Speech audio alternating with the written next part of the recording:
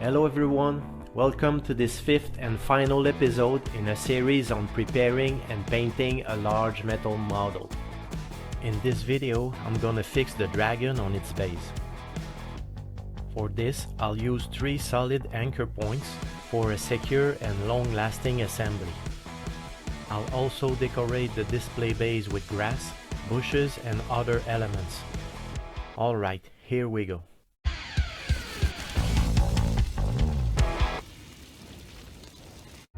Before sealing the model, I'll add the final touch by enhancing the claw highlights, using ivory and pure white. The dragon is not glued yet, but now that the model is on its base, I have a better perspective on where to put the natural reflection of the ambient light on the claws. I begin with a layer of tan leather. Next, I apply a glaze of ivory to create the base of the reflection.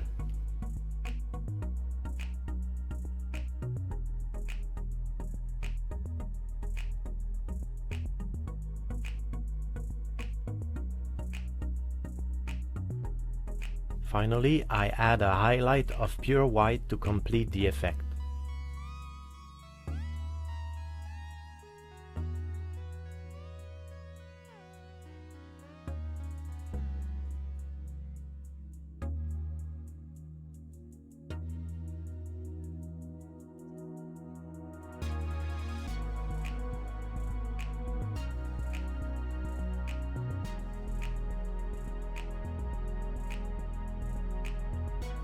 Additionally, I carefully apply pure white at the tip of the dorsal spikes.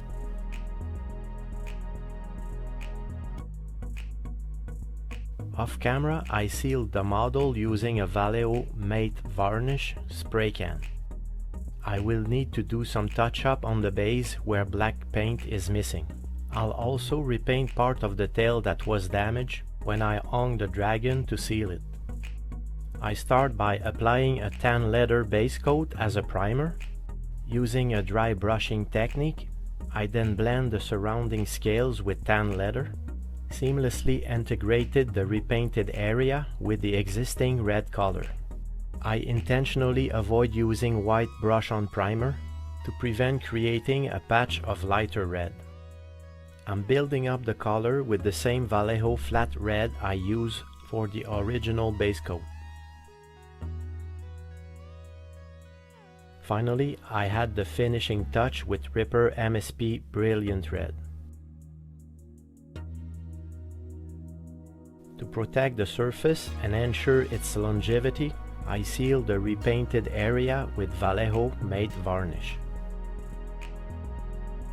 One trick I enjoy using on large models like this one is adding a coat of Vallejo gloss varnish to the mouth.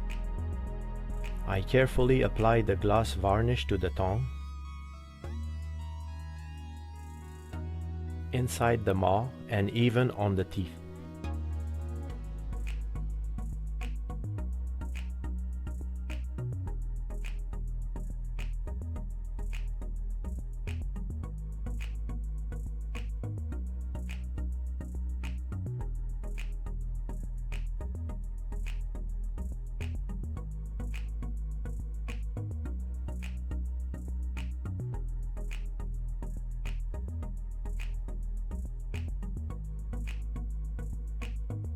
Sometimes I can't help but think I miss my true calling and I should have become a dentist. Now, open wide, stay still, et voila. Moving on, it's time to decorate the base, starting with the grass. We'll be mixing some spring grass with dry yellow pasture, which are nylon flock, measuring 2 to 3 mm in length. Although the area to be covered isn't extensive, I'll be using my Static King to handle the job. To match the desolated appearance of the ruins, I'll add a bit more dry yellow pasture to the mix.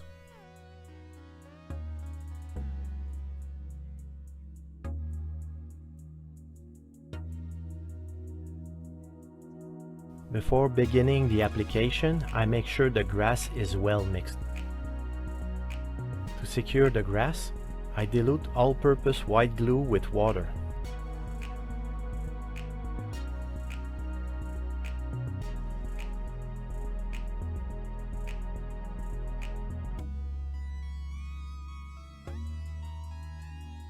I carefully apply the diluted glue to various spots on the base.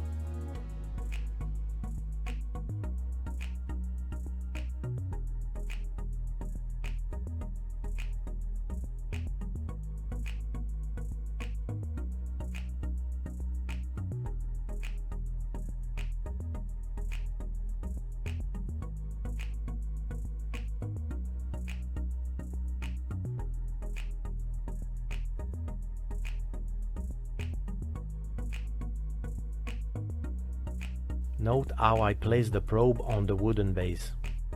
Unfortunately, the lack of conductivity hindered the effectiveness of the first application. In the future, I'll remember to place aluminum foil under the base to facilitate the tool's performance.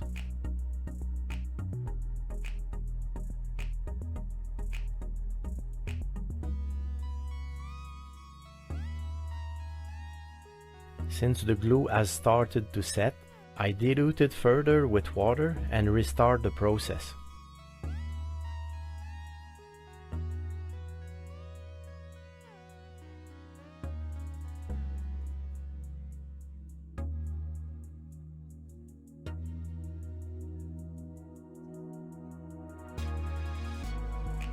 Making sure to place the probe on the resin ruin.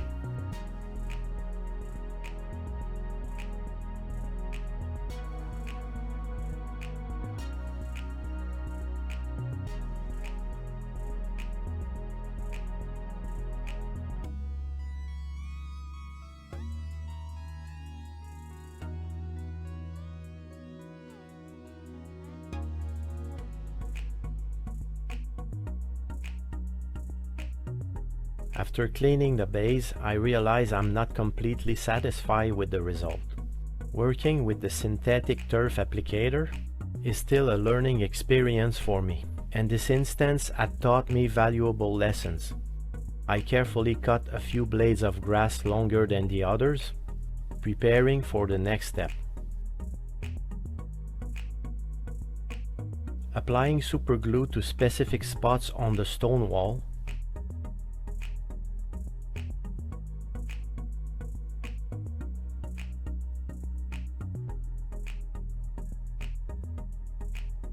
I attach lichen.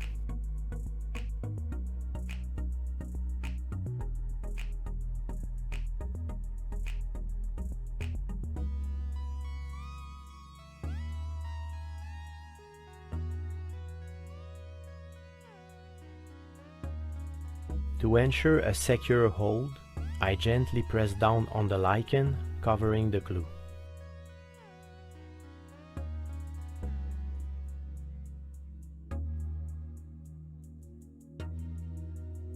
This way, it remains in place even when I brush away the excess.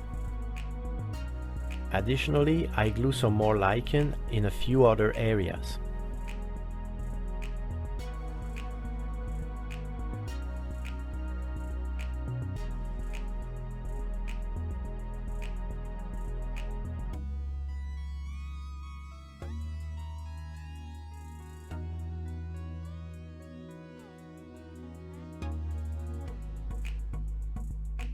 I repeat the same process on the other side of the wall.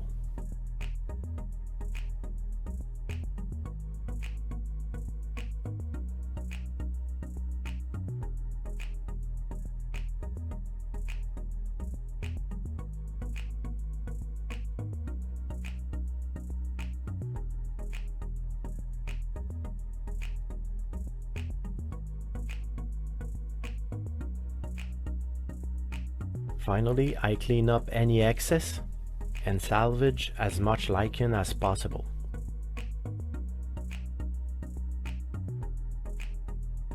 Next, I carefully attach burnt turf to the base.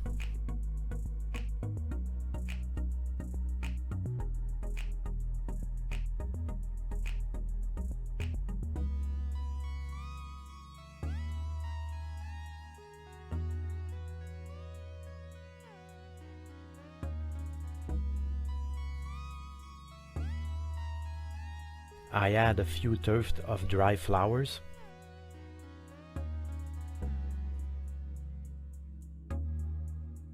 and a tuft of yellow flowers to bring a touch of vibrant color to the scene. Now I'll create a small bush using AK synthetic shrub. First, I trim the stem to the desired length and shape the shrub accordingly.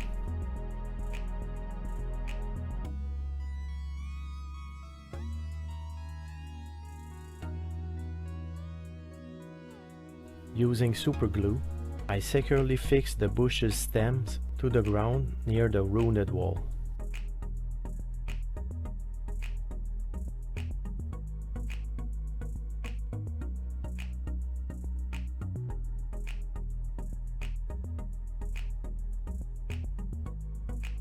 I repeat the process, shaping and placing another shrub adjacent to the first to create a lush, dense bush.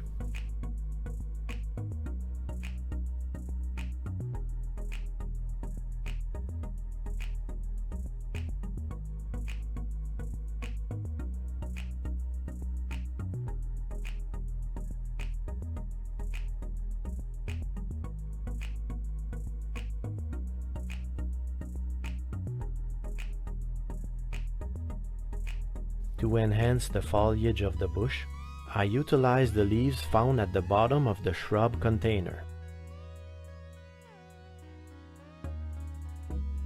These leaves add volume to the foliage of the bush.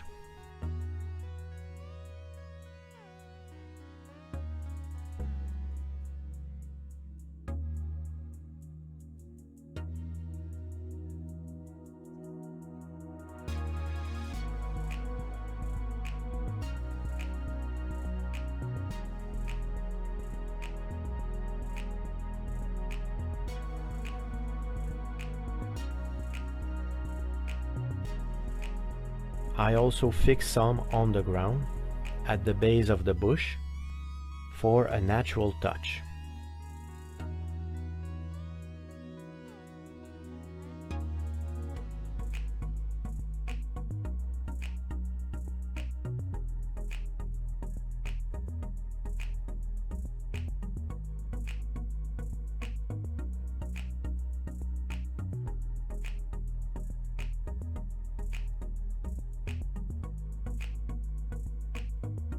Finally, I carefully attach moss onto the crumbling wall.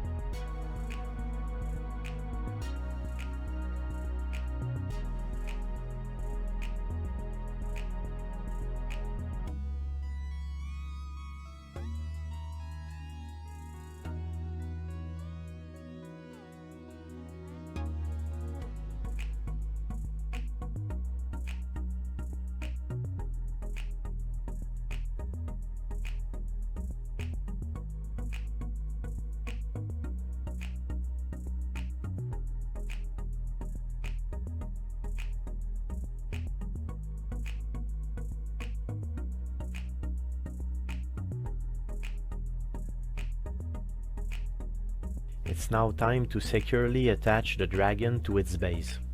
First, I file the paint around the anchor points to ensure proper adhesion of the glue.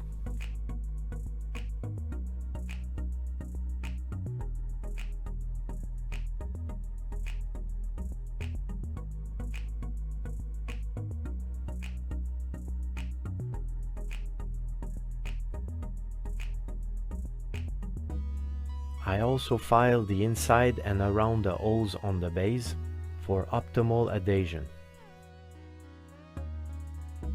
To ensure a strong grip, I file the paper clip that I will use to secure the dragon in place.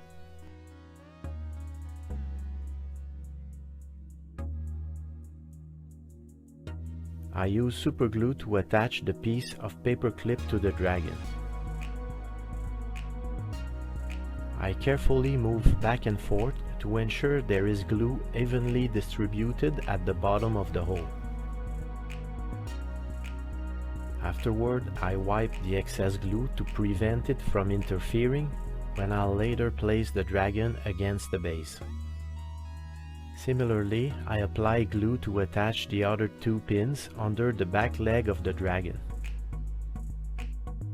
These holes were already drilled, and you can find more detailed information on this in the second video of this series.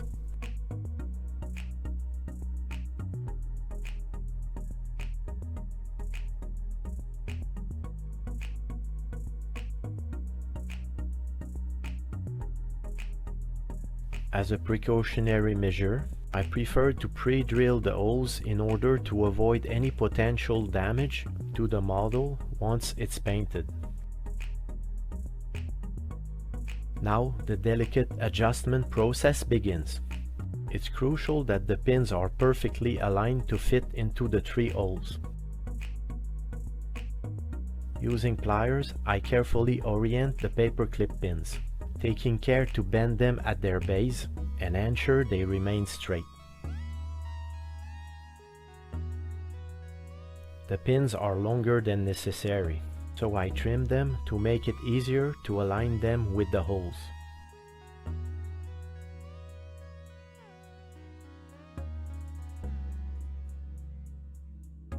Once again, I exercise patience and take time to make the necessary adjustments.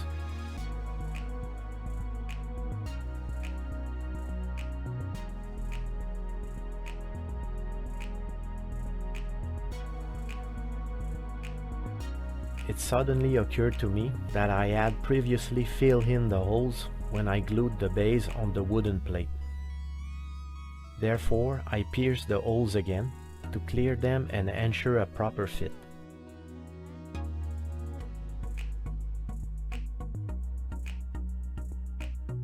Finally, I successfully aligned the 3 pins. Like during the test assembly, everything falls into place as expected.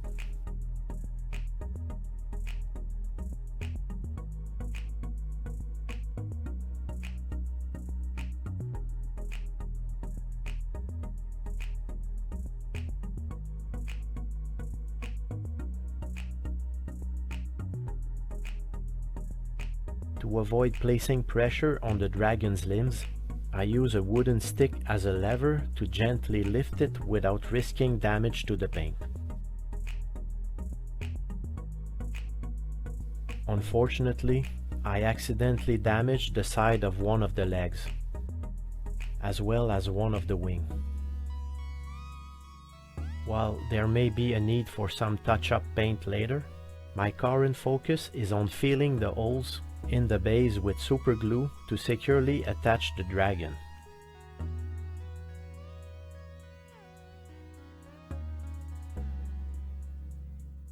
To ensure a strong bond, I use the tip of a paperclip to ensure the glue reaches deep into the holes. Additionally, I make sure to apply glue to the pins.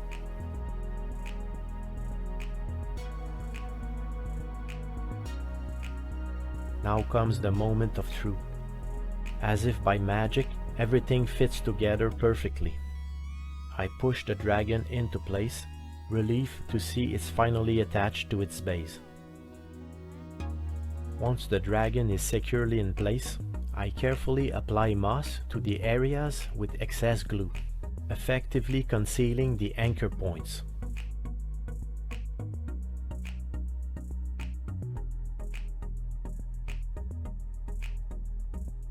After allowing the glue to harden, I remove any excess moss to inspect the joints and ensure they are well hidden.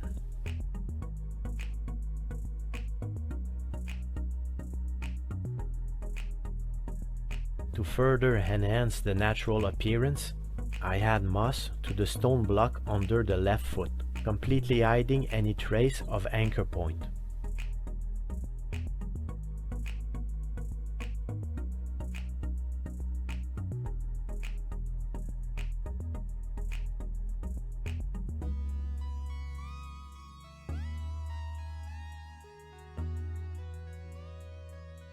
It seems I'll need to do a small touch-up of the scales behind the column.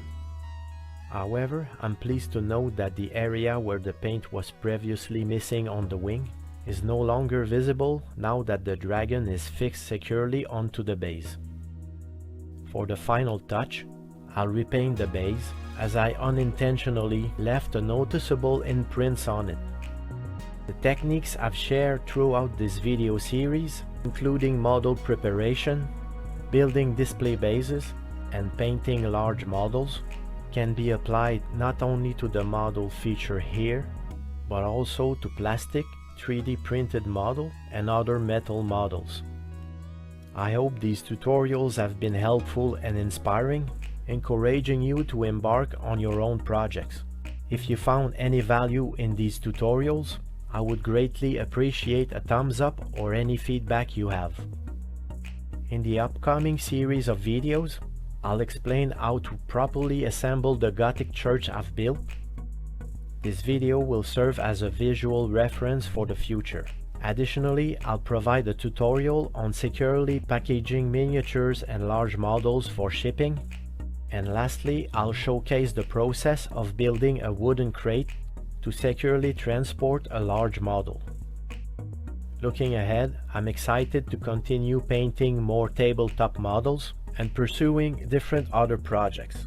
Just as a quick note, I've noticed that less than 26% of people watching my recent videos are subscribed. It means that 75% of you are not yet subscribed. As you know, subscribing is absolutely free, and it means a lot to me. So I hope I can rely on your subscription to help the channel grow and make all these future projects a reality. The model I've been working on is the stunning rampaging red dragon sculpted by Tom Mayer. It's now sold by Ralparta Legacy under the name Greater Red Dragon. I'll leave a link to their online store in the description below. Thank you all for watching, and until next time, keep on painting and take care.